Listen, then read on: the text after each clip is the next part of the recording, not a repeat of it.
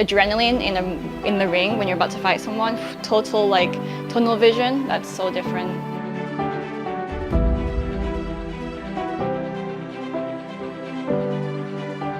I'm Billy Vorvong. On this very special program from Thai PBS World, today I'm joined here with Jade Marisa Sirisompan.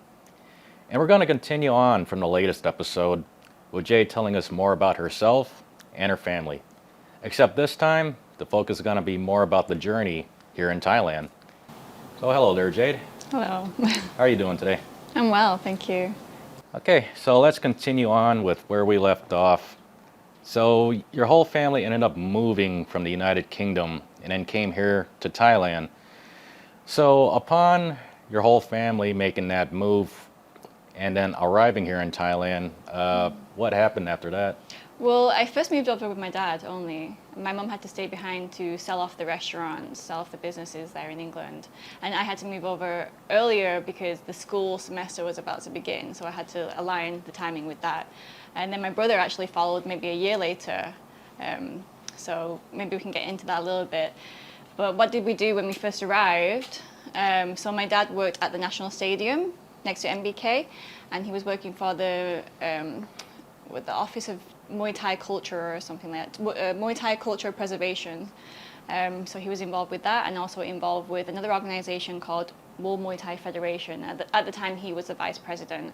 So he would always come to Thailand to host these amateur world championships, even since the first one in 1994, every March. So even though we lived in England, he would always come over to Thailand to do this. And so that's what he continued to do when he first moved over. And then later, he kind of transitioned over and he opened his own organization, which he's now the president of, which is World Muay Thai Organization, and opened Luktafa Muay Thai School. So he moved from National Stadium to this gym, our school, Luktafa Muay Thai School. Yeah. So tell us a little bit about your dad's journey about opening up these schools. Yeah. So actually somebody approached him. I think it was the previous owner of the gym, Luktafa. He's deceased now, but my dad respecting these people, that's why he kept the name Luktafa, because it was to honor this original owner. And it was a place where my dad can continue the Kru Muay Thai Association, especially because that is where we teach people who want to become Muay Thai teachers. We have a whole certification program, and in Jiu-Jitsu you have the belt colors. In Muay Thai we have the Khan colors. So it's like it would go from the lowest one, which is white for a student, to the highest one, which is like senior grandmaster, which my father is now, and all these different colors and levels. So okay, that's what his focus is. Oh, that's very good. So what kind of people have been going to the school? We've had a whole mixed bag actually. So we have everyone from like complete beginner, or people who are veterans and they're way past their fighting careers and want to become a teacher, or we even offer courses in judge and refereeing so they can become a ring official. So yeah, we get everyone from all over the world, and also people who want to be fighters as well. So wow. Everyone. Yeah, I mean, I understand that a lot of other reporters have been to your school to better get more insights on it as well, huh? Yeah, because we really focus on the culture. Like my dad's really big on teaching Muay Boran, which is the ancient style of Muay Thai. So I mean, most Muay Thai gyms you go, Muay Thai is pretty much the same wherever you go. But Muay Boran, that's unique. People don't really teach that anymore. My dad is really big on preserving the culture and the history of the sport. Oh, okay. So for yourself, your dad being of Thai and your mom being from England and yourself being of Luk Kun, now, making that move from living in the UK and then being Luk Kun and then moving to Thailand, like what were some of the stuff that you actually kind of went through, like the cultures, schools, treatment, the weather? Yeah. So when I first moved over, I went to an international school. It's called Bangkok Pattana School. It's a very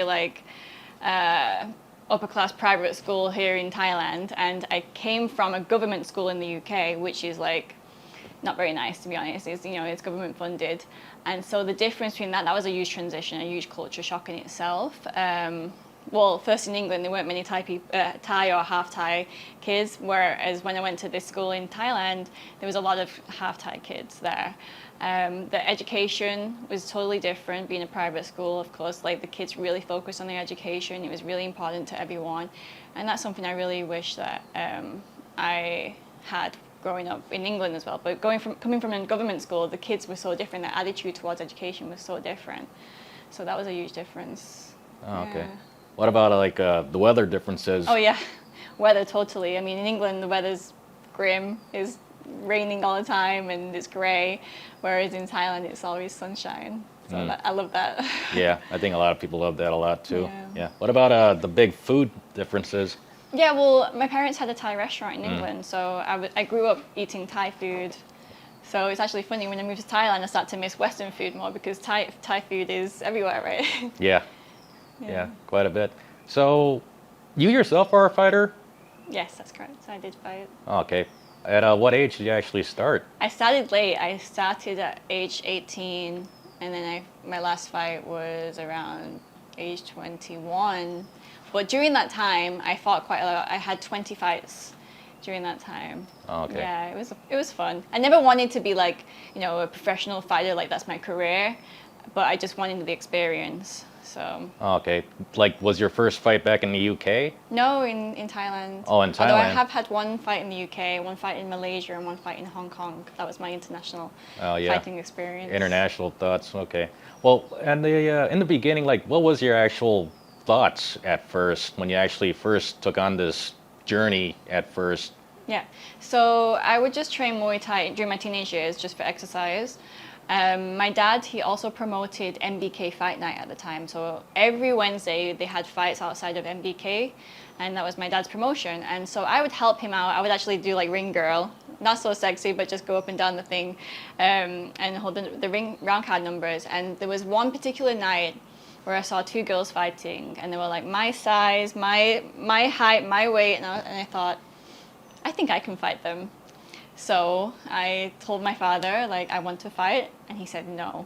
So, being the stubborn person that I am, I went to Master Toddy. I went to Master Toddy's gym, and I started to train with him. And I trained really hard for like, I think it was like 3 to 4 months every day, like a fighter does. And I had my first fight. My dad went, and I won. And so my dad saw that I could do it. Oh, so that's very good. So let's talk a little bit about the actual training process, like the diet, weight cuts, the hype up, for the fight. Like what's your actual daily training routine actually like? Okay, so training was 6 days a week, twice a day. You would start off in the morning, you would do a long duration run, and usually in the morning it's more like exercise, endurance focused. So then you come back to the gym, maybe do like so many 100 knees on the bag, or sometimes you would do technique, but mostly exercises. In the afternoon, you'd have another run, a bit shorter, and then that would mostly be on technique, on practice fighting, on sparring, pad work, bag work, and then some exercises, and that would be every day. Diet, in most traditional Thai gyms, are not really that focused on diet. I believe it's a bit old school in the way that they do things. So, I just did my own and I just ate healthy. Whereas now there's a lot more sports science involved in nutrition. So I think they're starting to change now. If you go to a more Western or international gym, I believe they're more focused on like having the right nutrition as well, which is so important. Whereas, you would see like so many fighters like Senchai, he's eating like some dam and sticky rice and the typical like Isan diet. So it's really up to them. Yeah. And then it's like, how would you actually end up coping with the hype for the fight nights? I think because you're training so much, your body's so tired, but you go to bed and you think about the fight, and then your body would start twitching in bed because you're thinking about like fight scenarios, right? So then like my punch would come out and I like keep waking myself up. But I think, as long as you have a good team around you, the hype can help you, like help support you. But once you're in the ring, the adrenaline is something that you'll never experience in anything else. Like I've done skydiving, I've done bungee jumping, but the adrenaline in the ring when you're about to fight someone, total like tunnel vision, that's so different, such a different experience you'll ever feel. Okay. And then how about any of your big fight highlights you'd like to talk about? Sure. I fought at one of my dad's world championships at a pro-am tournament, and I kind of took the fight on like 2 weeks in 2 weeks notice, so I wasn't really training for it. My dad asked me, do you want to fight? And I thought, okay, I might as well. So my first fight, I got a bye, so which means I got past like the first stage, the first round of fights, just from the draw, right? You know, they take the draw, and it'd be like Netherlands versus Spain, for example, and me being Thailand, for some reason, like I didn't get an opponent, so I got straight through to the semi-final, and I fought Switzerland, and this girl, she really underestimated me. She was a big girl, and you know, she was quite a strong-looking, like really butch girl, and I was quite girly at the time, and she just tried to knock my head off, and I wasn't doing so well until I went boom. I did a head kick. Kicked her in the head, she fell down to the floor, and boom, her confidence just went down to the floor as well, and I was able to win the fight because of that. Like, she really lost it at that time. So after winning that fight, I went to the final, and I fought this girl from Brazil. She now is in the UFC. She was tough. She's called Estela Nunes, so she's on one of the UFC, like kind of like the lower fights, but I'm making her way to the bigger fights.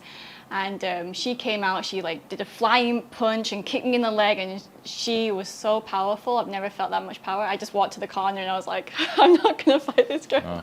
I give up, because I'd rather that than take damage, like more damage, and like just continue trying, because I was totally outclassed. Oh, okay. But you know, I feel proud because now, like, I see her in the UFC and I'm like, whoa, this girl, she's gotten there. You know, she's like, she was in there to win and to kill, and she would not, you know, she would knock down everything to get that way, to get that, right? So I was just there because my dad asked me to be there. Oh, okay. Yeah. Yeah. So, like, other besides that, like, your scariest moments? Scariest moments. That was scary, but it was also fun, and like, you know, I learned a lot at the same time. So yeah, I mean, I've not really had any major injuries. I've never broken anything. I've just like, you know, had a bust nose, lip, hurt my ribs, but nothing like too scary. So that was okay. Oh, okay. So throughout very much of your life, I mean, you obviously come from a very strong family. Like, have you met very famous people throughout your life as well? Yeah. So I mean, my dad, he's, you know, he knows a lot of the Muay Thai legends. So Sagat from the Street Fighter, right? Sagat Pachindi. He's a good friend of my dad. So I mean, I meet them, but I mean, they're friends of my dad's, and we know each other because of the industry. Like, I've met Boakao, of course, and Sanchai, but I've known them for so long that I don't feel like, oh, you know, get all like hyped about being a celebrity. And then I've met like Mike Tyson. I met him in Las Vegas, but that was like a signing. So I actually purposely went to see. Well, no, I was in Las Vegas, and it was the same day that he happened to be there. So I was able to meet him. Oh, okay. Yeah. All right. Well, that's all the time we got here on this episode. So Jade's father's story really has taken him full circle. Muay Thai certainly has left quite the mark on the world and is greatly spreading as well throughout the world. And also, it's also spreaded itself on you very well, Jade. So you fought very much, done incredible things yourself, and I'm very certain that the entire family must be incredibly proud. Hope so. Right. Well, next time when we continue on, we'll talk more about Jade, her family's journey here in Thailand, and also please follow us on Thai PBS World. See you on the next episode, and thanks for joining. Bye for now.